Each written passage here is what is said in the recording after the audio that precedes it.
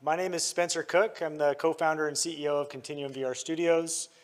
We launched a game about 6 months ago called UGG, and it's been crazy so far. So it's a ride that we're trying to figure out still as we go. So thanks for coming and learning with us. Since we launched, the game has been the #1 revenue-generating game on MetaQuest since day one. And it's been 6 months now, so we're stoked. Some of these stats I realize are going to mean absolutely nothing to some, but they'll mean everything to others. And we try to be as transparent as we can. We want to answer questions and give real numbers, whatever numbers Meta lets us share, and these are some of those. But our 7-day retention is above 70%. Our daily average play time is about 65 minutes, and that's from day one all throughout, all days included.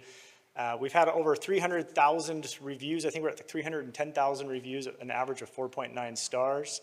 And we've got a Discord that's growing like crazy. So this is something that we tried to plan on for all of our titles. It didn't work. And so we're trying to still decode and figure out what it was that made UGG special.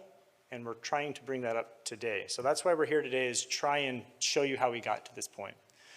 UGG was not our first game. When we started our studio, we were building the wrong games. They weren't bad games, they were just the wrong games. And we started building games, I think, a way that a lot of game developers build, right? We were focused on polished mechanics and interesting systems, clever gameplay ideas, and we built the experiences that we thought were impressive. And a lot of times they were, but the audience didn't care about what we cared about. So we had to eventually figure out what they wanted. Players would play our games for a bit. They'd come, check it out, see, but they wouldn't live in our games. And that was kind of the missing point. We saw a lot of other games that had these very, very dedicated player bases that would just literally live within their games. It became a part of their life. And we weren't able to do that with the first few. We had no viral growth. We had no huge communities forming, and we had no players living in our worlds we built. At first, we thought the problem was execution. Maybe we needed better graphics, deeper gameplay systems, more content. Sometimes it felt like thinking of more content was impossible with weekly or bi-weekly updates with these free-to-play games. But over time, we realized something much more important. The problem wasn't how we were building games, it was what kind of games we were building. And part of that is that VR just isn't just another platform, right? It's not a mobile game, it's not a console game. There's something more enveloped about VR. When you pick up the controllers and you immerse yourself in this deeper world, the things that players are looking for are different than on other consoles. So it took us a long time to try and kind of figure that out. So players in VR, they come for presence. They want to move, they want to laugh, they want to immerse themselves with their friends in a virtual playground. Once we started really paying attention to how players were behaving in VR, we had a paradigm shift. They were the games that allowed players, so the biggest games and successes weren't necessarily the most technically and visually impressive. Gorilla Tag's a fantastic example of this, right? You look at Gorilla Tag and don't think immediately, at least when it came out, you don't think ultra success. You think a pretty janky indie looking game, but now it has taken over and it's really shaped the way that VR happens. So with that in mind, with the successful games not being the most technically or visually impressive ones, we noticed that those games that were succeeding were the games that allowed players to socialize and make their own fun. Games where anybody could be what they wanted to be.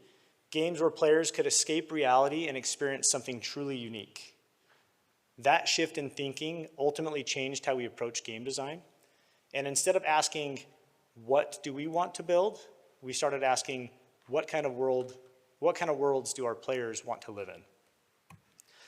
That mindset ultimately led to UGG. A major turning point for us was when the community became the real game engine. Players bring their friends, they create content, they shape the culture. The game became bigger than anything that our developers could make on their own, and that's really what today's talk is about. How failing early helped us to understand what actually makes VR games succeed. Kyle's going to talk about how building and caring for a community became one of the most important things we did, and Mike's going to talk about the technical decisions that made that possible.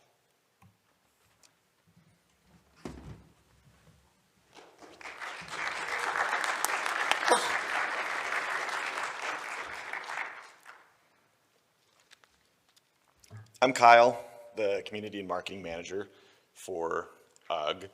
My background is mostly in sales operations, and before this I ran a YouTube channel it's called Yum Yum, making silly videos about games like Gorilla Tag, and also Continuum's Monkey Do that you saw in an earlier slide, which is actually how I was first introduced to the team. That whole experience ended up shaping my current approach to marketing, especially because I had some pretty good insight into what VR players want. Since joining the UGG team, I've been involved a lot in the game development, not just marketing initiatives, because marketing seems to overlap with so many parts of the whole process. We found this kind of involvement really helpful for improving ideas, and also for all kinds of just amazing brainstorming sessions, which is my favorite part of the whole thing. A large part of my role has been creating systems where creators and players can be engaged and involved in the game, especially before launch, so early on. It became very clear to us that the community works best when treated as part of the game itself.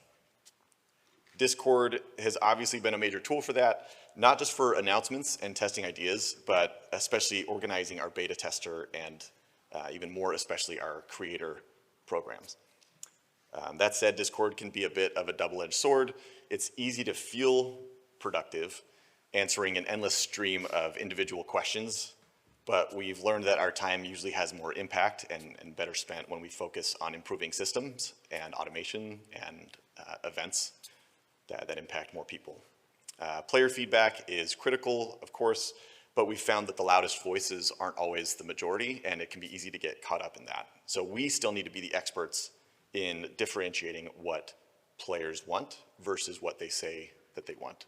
And this still includes listening to feedback and engaging with them in those ways, but trusting, it's more about us trusting player behavior more than just their requests, or sometimes their loud requests. We've found that it makes a big difference to involve creators very early, because there's a problem if the game is fun to play, but still awkward for making content. It's been helpful to work directly with creators and taking quick but appropriate action on their feedback, especially when it improves their ability to make content. Recording tools like the Live camera help any player to be able to make and post videos, but our goal has been to enable creators and provide them with opportunities to succeed, because if they succeed, then so do we. We try to reward creativity and consistency with our creators, not just video performance alone. One example of that is our creator course, where once a month we get creators together on a Discord call or voice chat. We watch their videos with them, share practical feedback on how they can improve and review what they did well with them. And that's led to them obviously making higher quality content, and honestly it's just another great way for us to connect with our own creators. On social media, we definitely failed first. It helped to focus on UGG as opposed to splitting our efforts across multiple games, but we still couldn't seem to figure it out on our own. And the good news is we didn't have to figure it out on our own. We reached out to others in the VR space who were already finding success, and we found that the VR community, especially in free-to-play, is very helpful and willing to share. And one of the best pieces of advice we got was stressing the importance of nailing our own content.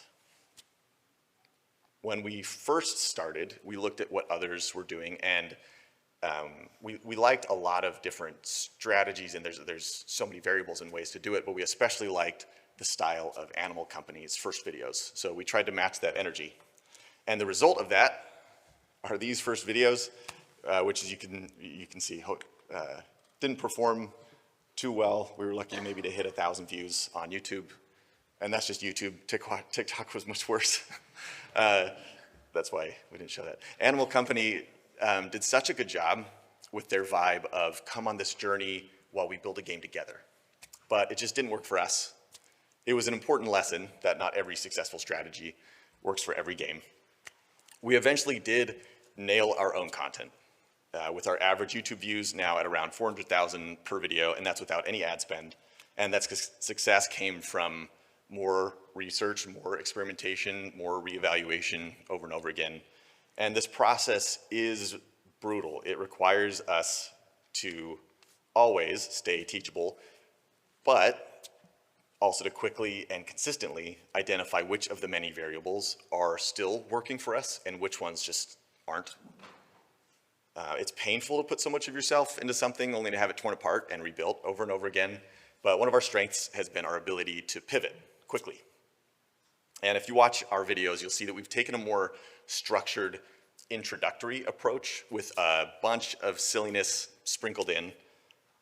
Throughout the week, you can probably find me laughing out loud at my computer while scripting our next YouTube videos, hoping that our audience will enjoy them as much as I do. A large part of our research has been spending time where our players are spending theirs, playing similar games, participating in those communities, and watching the same videos that our players watch. Being intentional with all of this has been huge. Every video, script, comment, program, message has a purpose, as opposed to just trying to copy what we think success looks like. So for us, that success has come from knowing what entertains our players and from engaging with the community early. But none of that matters if the game itself isn't strong, and that's where Mike comes in.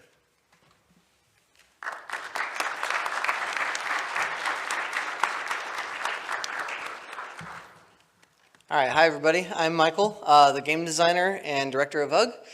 My background in movies and gaming and my passion for creating virtual worlds has really made UGG one of the most rewarding experiences of my professional career. Something I'm really proud of, and we have an amazing team behind us. So that's one of the things that's probably not mentioned enough here, is we need not just the three of us, but the artists and developers that helped us make this as well.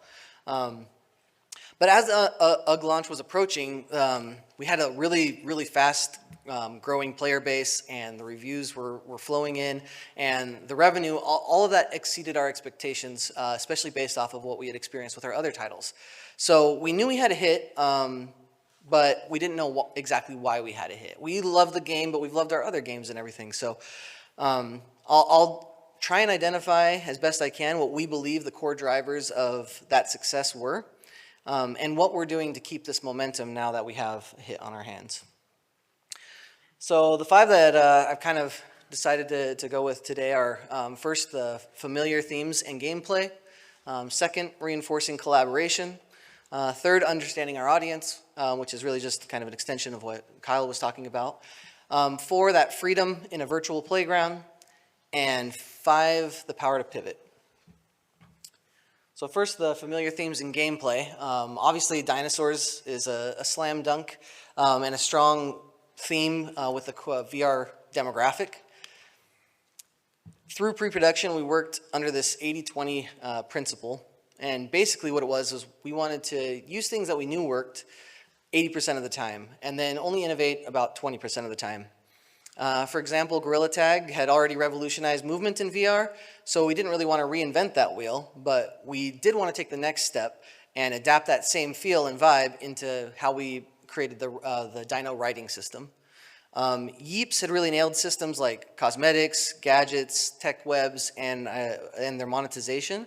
And so we took 80% of what they had built, and then we kind of added our flair to it and introduced an egg shop. And really that 20% innovation has been one of the biggest drivers of our monetization success. Animal Company, another great example, was great reference for the social game loops and how they implemented that. So we used what they did and their systems as starting points, and it made it so much easier for us to create our own worlds. So we kept what was familiar and innovated selectively to maximize our core game. And that balance lowered friction for us to make a game and immediately made it understandable and recognizable for our player base while still keeping the game feeling fresh.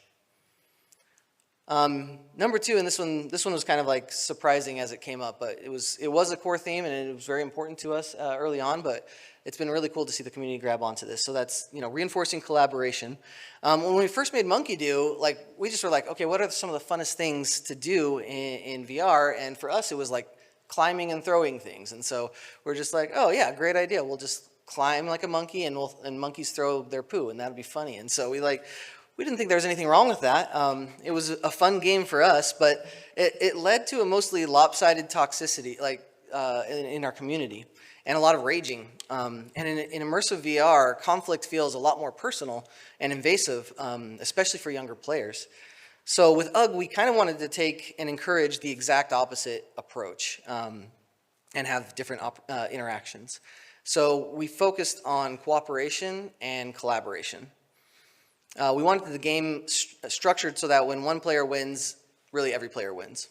For example, Anubisaurus, that's the dinosaur that everyone gets as a new player, but that's the only way that you can ever get that dinosaur in the game. We have kind of like a collection mindset, so there's 20 variants of every single dino type. The only way you can get more Anubisauruses is by trading. So it immediately incentivizes older players to give up their hard-earned, Magmadons or whatever they got, and their higher level dinos to try and complete their collection of Nubisaurs. And a lot of times what we find is experienced players will walk new players through the process of hatching their eggs by bashing them on chickens and showing them how to sit on their eggs in the nest and everything, so that they can see what type of Nubisaur that this new player has to see if it's one that they're missing and want to trade for. There's a lot of examples like that within the game, but this general approach to cooperative gameplay has been a change from our previous titles, and it's been a very popular change, especially in, I think, what tends to be a very heavy PvP landscape in VR and gaming in general. So Kyle already spoke a lot to this, but building the game with our community was really unique for me. This time around, it was almost like an afterthought, and the other times like, oh yeah, we're making a game, we got to involve the community, but we totally did it all along the way this time, and I think that was fundamental. And like Kyle said, the games that we think the kids want and the games that they actually want are not the same thing. And to his point, the games they say they want aren't always the same thing either. So we really do have to discern that noise sometimes. But even now, I spend at least 20% of my time either in-game interacting with other players or interacting with players through channels like YouTube or Discord, just to try and kind of understand player sentiment and see where the state of our game is immediately, and try and fix things that I identify. Even if it's anecdotal, it's still that coupled with analytics really helps us to be informed about where to move next. Next up, we have the freedom in a virtual playground. So one of the things our players constantly push for is more freedom. The constraints of rules within the game need to be left up to the user whenever you can. Much like a physical playground with slides, swings, courts, and monkey bars, we're creating a digital playground for them to socialize in, to play, to explore, create their own mini games, and do things that we would have never imagined. I mean, there's so many fun mini games that these kids have come up with that are much more creative than my mind. For example, in our most recent update, we added a basketball court for March Madness. Obviously, there was March Madness back in dinosaur days. And we simply just reskinned an existing boulder that we had as a weapon and made it a little bit more bouncy. And then we just added a court with a collider, and that was it. Now, in the past, we would have created some sort of scoreboard system with a timer and a reset if the ball ever goes out of bounds. We would have implemented all these rules in structure, but this time around, we literally just put it out there, and we said, oh yeah, just throw a ball, and that'll be fun. And to be honest, it was so much more successful, and we got so much praise about this amazing new mechanic that we did, and it was nothing more than a collider and an object that took our modeler all of 10 minutes to make. Now, of course, there are times to impose limits, you have to have a core gameplay loop and some sort of rules, and they get frustrated if those aren't clear and simple. And also protecting the community as well. It's, with this demographic, it's really important that you have something in place to protect toxicity. And so one example of that, which is proven critical, is we've used Voice Patrol. It's our in-game voice moderation system. And there's plenty of options out there of how to handle it, but we've learned through our other titles that like really this was the best non-intrusive tool to keep our players safe. And so that is a good place to instill some sort of limits within the game. But when it comes to pure gameplay, the more constraints you impose, the less ability they have to shape the game to themselves and make it their own. And they really want that ownership. They want to go out there and play with their friends in whatever way they want. And the more that you insert yourself as like the authority or the unk, if you know what that term means, like the less they actually want to play it. So yeah, UGG's free to play. It's a social adventure VR game, and we've tried to build the funnest digital playground possible, and we put dinosaurs in it, and then we let our players kind of do the rest. So I'm wearing this shirt. I bought it for this thing. I'm a big Jurassic Park nerd, so this is Chaos Theory. When I was 7 years old, I sat in the front row of a cheap theater in Tucson, Arizona, and my life was forever changed. I watched the masterpiece Jurassic Park, and for the first time, I was just completely blown away to see real-life dinosaurs. From then on, I was obsessed. That movie has been a huge inspiration, not just in my gaming career or for UGG, but also in my initial career in movies. But in the movie, the reason I bring all this up isn't because I just want to geek out about Jurassic Park. Ian Malcolm, who's played by Jeff Goldblum, here, very handsome man, he explains the actual mathematical principle of chaos theory. And basically the concept, if you're unaware, is that complex systems are inherently just completely unpredictable. Small changes can create massive ripple effects. One viral video and like your game is a complete hit, right? So in Jurassic Park, he uses the example of like a butterfly flapping its wings in China can then completely change the weather in New York. So that's just like the simplest version of it. And the VR gaming industry is one of those complex systems, especially right now in its infancy. And it's evolving so fast, not just the player base, but the technology, the implications of it, all of the things. And it's really hard to track down how do you make a success in this landscape. So coming up with a formula was actually quite the struggle because it's chaotic. But this chaos, it's not exclusive to VR, and other systems have solved for it. Even in business, it's actually very common for things to be referred to as chaotic systems. And the business solution, I think, is the exact same as the VR solution that we stumbled upon, and that's just really the power to pivot. The real-time feedback loop from the community that we've developed means nothing if you can't actually do something about it. And so from the very beginning, we tried to figure out how to make UGG so that we could pivot along the way and continuously make these changes. Now that said, changing your game too much and leaving the core can make your audience who's dedicated to you, lose sight and say, oh, it's so good in the good old days. Like literally after like 2 months, they were like, oh, the good old days of UGG when you guys launched. That was when it was good. I was like, come on, man. Anyways, but if you're not careful, it can cause your game to devolve into a total mess. And the new players that are coming in, they still want that core game loop that really got everyone excited in the first place. So don't lose sight of that. But finding the perfect balance of identifying trends with your community and the player base while sticking to the core principles is really difficult. And critical, timely changes will help you navigate through the chaos. For now, these drivers are keeping UGG at the top, where we're doing our best to stay up there, but we don't assume that we've solved VR. We know that the field will change, for sure. We know that what we know today won't be the answer for tomorrow. We will stay as close to our community as we can. We're going to move fast. We have weekly updates. We're going to adapt, and we will evolve, because if we don't, we'll become extinct. Thank you.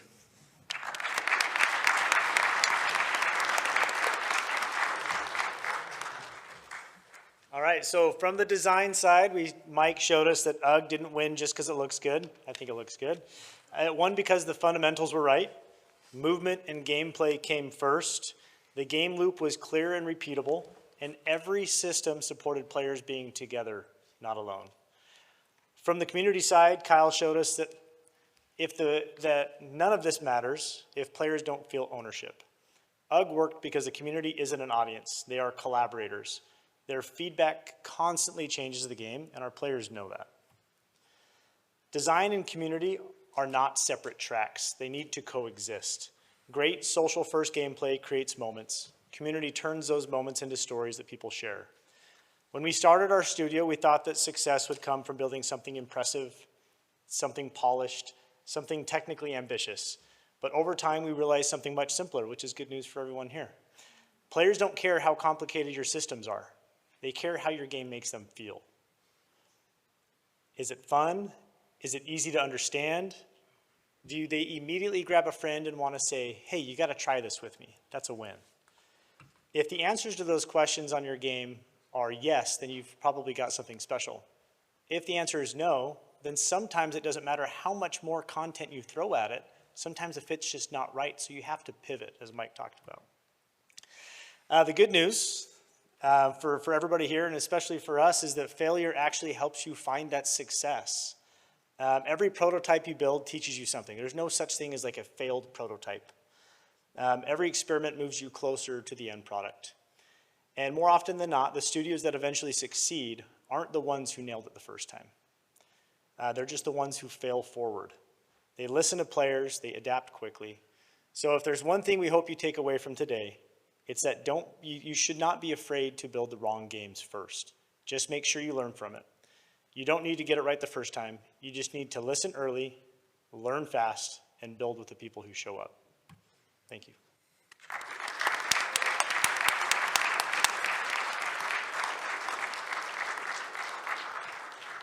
So we've got a couple minutes, probably maybe just one or two questions, but then we're more than happy to stay outside of here. I'm sure James is going to give us the boot, and we can go outside these doors, and we're happy to hang out as long as you'd like to answer questions and stuff. Yeah. Well, thank you very much. I actually play your game, and I enjoy it quite a lot. Yeah, thanks. Well, when I was there, I feel that I'm like 10 years old. Make me younger. Well, okay, I got two questions. The first one is, in the community, there are so many opinions, so many suggestions. Okay, who gonna decide that what are good or which one you gonna implement first? So from your point of view or from their point of view, and how do you get their point of view? This is my first question. Okay, the second question is about you teach us no need to polish. It's not the conventional game developing way, right? But what else do you still have the conventional game like statistic analysis or anything else? You still keep that with you. Thank you. I'll answer the second question first, if that's okay. When we say you don't need to polish, I do realize it's very vague, and you should make the game feel good and cohesive, and it needs to be nice. Kids, luckily, don't expect photoreal in games, in VR, because we'd be toast if they did, because you can't do it technically on the headset. And so when we say don't polish, it more just means we have a term we use all the time called purposeful jank, right? It's okay to have the game feel janky or look janky as long as things are consistent and expected, and they don't need to be polished and feel like they're in real life. They just need to immerse themselves in a different world. So make things cohesive and good. We don't need to like go the nth degree to make things perfect. The low poly stuff works great in VR. Okay. Yeah, and it's kind of almost one and the same to a certain degree as far as like analytics are concerned and how that drives and motivates our decisions. So we look at analytics really heavily, and I think people speak most with their wallet and with their time. Those are the two things that they have to give you. And so if they're saying, oh, give me more free stuff, but they're paying for stuff, maybe don't give them more free stuff.